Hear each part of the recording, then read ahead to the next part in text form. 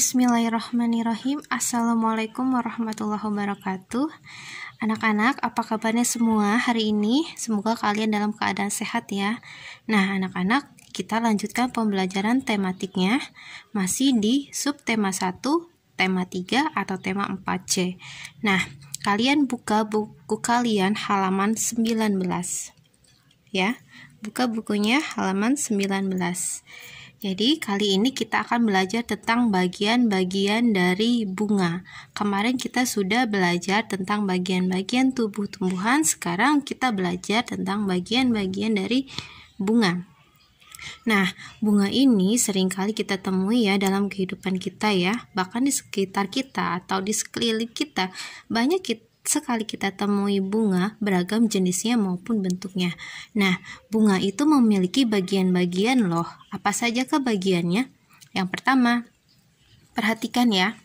Bagian yang pertama adalah benang sari. Kita lihat benang sari yang manakah? Nah, benang sari sesuai gambar, perhatikan ya. Di sini merupakan bagian benang sari. Benang sari ini merupakan alat kelamin atau alat perkembangbiakan jantan.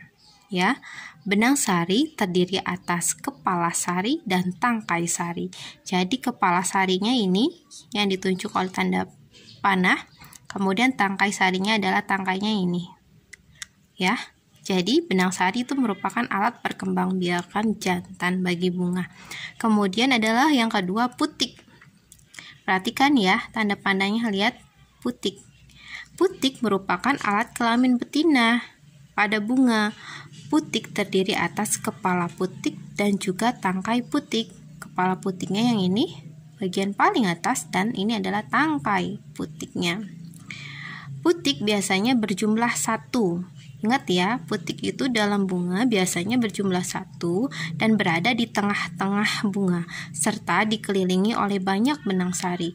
Perhatikan di sini dia berada di tengah-tengah, kemudian dikelilingi oleh benang sari atau alat kelamin jantan bunga. Nah, itu bagian yang kedua. Bagian bunga yang ketiga adalah tangkai bunga. Perhatikan ya, tangkai bunga berada pada bagian paling bawah.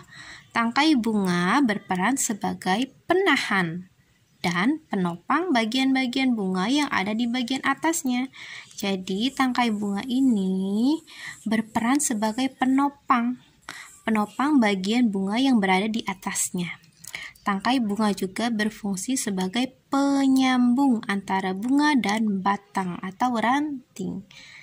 Kemudian yang keempat, bagian yang keempat adalah kelopak bunga. Nah, ini perhatikan, kelopak bunga itu biasanya ada di bawah mahkota bunga, ya, letaknya di bawah mahkota bunga. Kelopak bunga merupakan bagian yang melindungi mahkota bunga. Jadi dia fungsinya itu melindungi mahkota bunga ketika masih kuncup. Nah, biasanya berbentuk dan warnanya menyerupai daun. Jadi bentuk dan warnanya itu menyerupai daun. Fungsinya melindungi mahkota bunga. Lanjut, bagian selanjutnya adalah mahkota bunga itu sendiri. Nah, ini mahkota bunga yang terlihat cantik dan berwarna-warni. Dan ukurannya juga ada yang lebar, sedang, tergantung jenis dari bunga tersebut. Itu disebutnya mahkota bunga. Mahkota bunga umumnya memiliki berbagai warna yang indah sehingga disebut perhiasan bunga. Terkadang mahkota bunga juga mengeluarkan bau harum. Jadi, bau yang ditimbulkan dari bunga atau bau harum yang ditimbulkan dari bunga itu berasal dari mahkotanya ya. Warna yang menarik dan bau yang harum juga berguna untuk memikat serangga. Serangga ini bisa kupu-kupu, bisa lebah. Untuk apa? Agar hinggap pada bunga dan membantu proses penyerbukan. Jadi serangga seperti kupu-kupu, lebah itu bisa membantu proses penyerbukan antara benang sari dan putik. Nah, kita lanjut ke tugas kalian ya. Nah, sekarang kalian berlatih di rumah ya. Cari beberapa jenis bunga di sekitar rumah kalian, kemudian kalian identifikasi bagian-bagian bunga tersebut. Misalnya di rumah kalian ada bunga mawar, sepatu bougainville dan kamboja dan melati. Kalaupun di rumah kalian cuma ada mawar dan bunga sepatu, maka tuliskan saja kedua bunga tersebut. Jadi tidak harus kelima bunga ini kalian cari ya. Nah, di rumah Bu Umi itu adanya adalah bunga bougainville. Jadi kalian nanti lihat bagian-bagian dalam dari bunga ini. Apakah terdiri dari kelopak bunganya ada tidak ya? Kalian identifikasi. Mahkota bunganya ada tidak? Putik dan benang sarinya pun ada tidak?